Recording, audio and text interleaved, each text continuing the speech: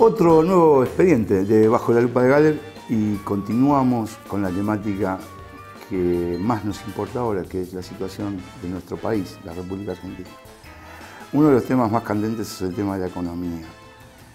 Yo no soy un entendido en economía, pero por eso mismo hemos traído a un experto, a alguien que sabe cabalmente de qué se trata, este tema de los números, la finanza, las inversiones y todo ese tipo de cosas. Un mundo tan engorroso que para el común de la gente es difícil descifrar, pero él tiene una capacidad enorme para hacerlo fácil. Y es un honor para nosotros tener aquí a Raúl de la Torre, a Rulo. Bienvenido a Bajo la Lupa de Galer. Bueno, ¿Cómo estás? Gracias por la presentación, además. No, la presentación falta, es licenciado en Economía, es periodista editor de Economía del diario Página 12, fue co-conductor del programa Visión 7 Internacional en TV, todavía estás, ¿no? Estoy, pero ya no como co-conductor, y un formato también distinto del programa. Bien, ¿no? Conductor del programa radial Entretiempo en 95.5, columnista en Radio del Plata, editor general del portal de noticias Motor Económico y creador de Motor Económico, autor del libro El Rodrigazo, 30 años después, un ajuste que cambió el país.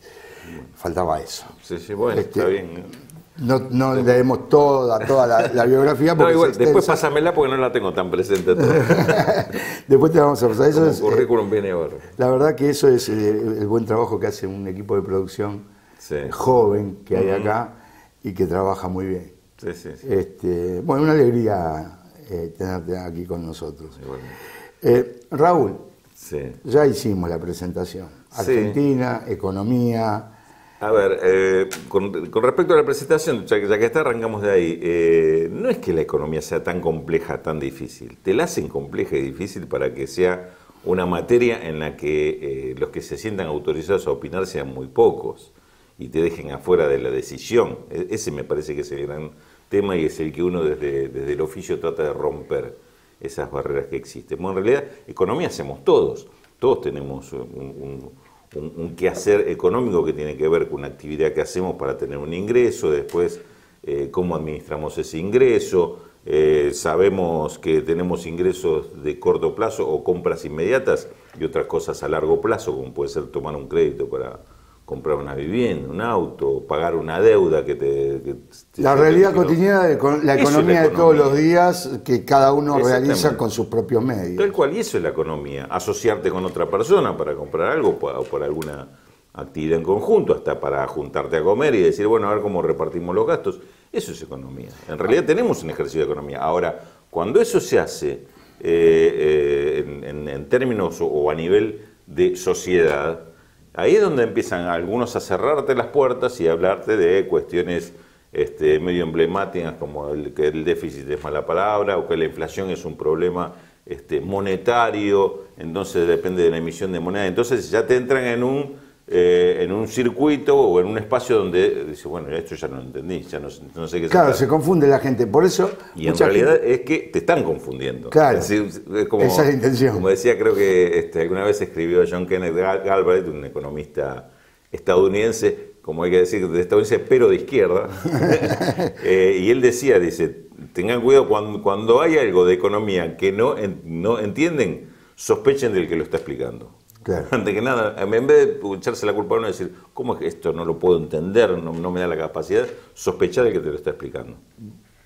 Hablando de economías cotidianas, de lo que uno hace en el quehacer diario, con su propio dinero, con sus propias inversiones, yo no creo que ninguna persona en su cabal juicio ponga de garantía, no sé, lo más preciado que tiene simplemente por tomar plata prestada.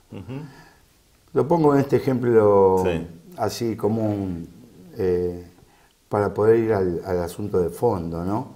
¿Qué hay de cierto con esto de las garantías que ha dado la Argentina de recursos estratégicos, de recursos minerales, para el pago de la deuda que está tomando? Mira, lo de cierto en eso, de fondo, es que hay un problema que tiene que ver con una raíz que Argentina nunca no terminó de resolver, que es el tema de hasta dónde están las garantías que puede dar un Estado, sobre todo cuando en este caso estamos hablando de relaciones Estado y un privado del exterior, ¿no? Porque en estos casos lo que no veo muy enfocado en cuando se da estas discusiones es esto que para mí es fundamental, porque no estamos hablando de relaciones de Estado a Estado. De Estado a Estado esto sería incomprensible. Ni siquiera para el que está dando el crédito sería aceptable decir te doy un crédito y a cambio me quedo con parte de tu territorio si no pagas. ¿Sabes? Es imposible. Esto entre Estado y Estado es imposible. ¿Me puedes explicar cómo puede ser posible que un Estado y un privado del otro lado lo haga? ¿Cómo un Estado se puede someter a poner esas condiciones en un crédito? Es muy humillante. Y no solo que es humillante, sino que me parece que es inaceptable legalmente. Exacto. Digamos, hay una condición ahí, una relación que va por encima de lo que en general entendemos universalmente, no son las leyes de un país. Para que la gente entienda, es como que vos vendas algo que no es tuyo porque es público, sí, a un privado. Tal cual, o garantices situaciones. A ver, yo todavía te lo exagero más, pero te lo traigo más a una situación. Suponete que vos tomás una deuda con alguien y ese alguien dice, bueno, si no me pagas la deuda o si te atrasas en la deuda, tus hijos pasan a trabajar para mí gratis porque yo me cobro con eso. Una locura. Es casi una situación de esclavitud para que por una cuestión de deuda. Esto sería inaceptable, totalmente imposible de entender. Bueno, algo digno de la ventana de Overton, que es otro tema. Claro. En este caso, lo que ha pasado es que la legislación argentina está permitiendo esto y a través de distintas interpretaciones que se está dando a la ley y esto que ha sucedido con las últimas emisiones de deuda se volvió sobre el tema.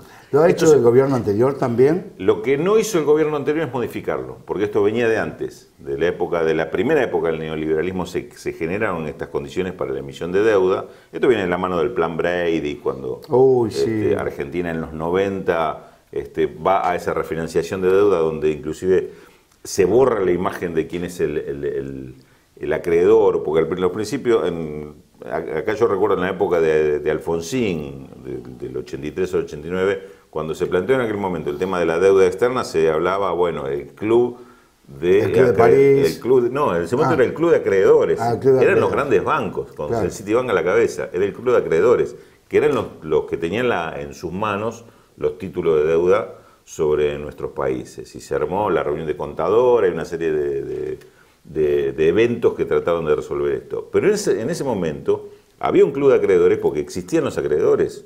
Después, con el plan Brady, lo que hace el plan Brady transforma eso en la innominabilidad, digamos, le sacan los nombres. Desaparecen los nombres del acreedor. A través de bonos que se podían negociar y vender, desaparece el nombre. Entonces ya no tenías con quién renegociar. Simplemente vos tenías que decir, bueno, no puedo pagar más la deuda así, a partir de ahora propongo un canje de deuda con quien tenga. Y someterte a un determinado tribunal de una determinada jurisdicción. Ahí es donde aparecen los fondos buitres. Esto es lo de origen al fondo buitre, porque alguien se queda al margen o compra la deuda que no tenía y dice, yo me quedo acá y voy a cuestionar judicialmente esto. Cuando empiezan este tema de la judicialización de la deuda, empiezan a aparecer estas reglas. Bueno, entonces, si vas a emitir un bono o una deuda y está este antecedente, entonces vos, además de esto, me tenés que poner otro tipo de garantías para emitir la deuda que me va a comprar un privado, que va a prestarme la plata a un privado. Y se ponen estas garantías. Lo que pasó, vos me preguntabas por el gobierno del kirchnerismo. Lo que sucedió en el gobierno del kirchnerismo, que fue una discusión que se dio muy por debajo, fue que cuando se reformó el Código Civil y Penal, los Códigos Civil y Penal, se planteó este tema. Se planteó que no se podía renunciar a la soberanía en las negociaciones de Estado contra un privado extranjero en el tema de deuda. Y esto, algunos lo consideraban que esto va a provocar una reacción adversa y entonces va a frenar todo el conjunto, y fue un poco la conclusión que algunos sacamos en ese momento, o planteamos, o que en realidad algunos juristas nos habían planteado, es decir, la reforma que se hizo fue muy avanzada, muy progresiva en cuanto a los derechos civiles, pero en cuanto al derecho económico sigue siendo muy neoliberal, porque no tocó estas cuestiones fundamentales. Claro. Y quedaron vigentes. Claro, El kirchnerismo la cuestionó, lo llevó hasta Naciones Unidas este cuestionamiento, cuestionó la deuda, peleó hasta último momento contra los fondos buitre, pero quedó latente esa situación. Este gobierno lo retoma, este gobierno retomó ese criterio y lo acepta. Y está como pez en el agua, porque este gobierno, no, por lo que está mostrando, no le interesa demasiado defender cuestiones de soberanía. ¿Vos te acordás del abrazo de Prat Gay con su segundo Luis Caputo el día que cerraron en Estados Unidos el acuerdo con los fondos buitres? Fue vergonzoso. Claro, bueno. Un abrazo festejando. Como si fuese un gol de Inglaterra. Claro, más o menos, pero más o menos como si hubiera sido un gol en contra que te hace contra Inglaterra. Claro, bueno, pero precisamente porque esta gente no cree en la cuestión nacional. Y eso es lo que creo que me parece que debemos dejar en claro lo que sucede con este gobierno. Lo nacional no le interesa, es decir, ellos privilegian otra cuestión en el mundo. Y creo que es una cuestión que lo veníamos hablando fuera de aire. Innata en su manera, en cómo han sido criados, en cómo han crecido con un poder más allá de una nación, más allá de cualquier otra cosa, que es el poder del dinero, y que todo lo puede. Imaginemos a ellos de jovencitos, de adolescentes, con todo el dinero que tienen ya su familia, lo que deben haber hecho, con qué impunidad habrán actuado. Bueno, y esa cuestión del dinero heredado, aparte, ¿no? Esa exactamente, la cuestión hay anécdotas sobre el tema de Macri en el Cardenal Newman que dicen que era un poco algunos de sus compañeritos de apellidos ilustres le hacían bullying porque él era el hijo del Tanito, claro, del Tano con plata. De parte de padre sí, de parte de madre por no. eso él decía, él era un Blanco Villegas, él quería reconocerse por el lado de la madre que tenía una tradición y no era un italiano que había venido a ahí está la mentalidad. Pero ahora vamos a seguir hablando después, vamos a hacer una pausa, después en el otro bloque vamos a seguir desarrollando todo este tema. Estamos con Raúl de la Torre y esto se va a poner mucho más caliente todavía.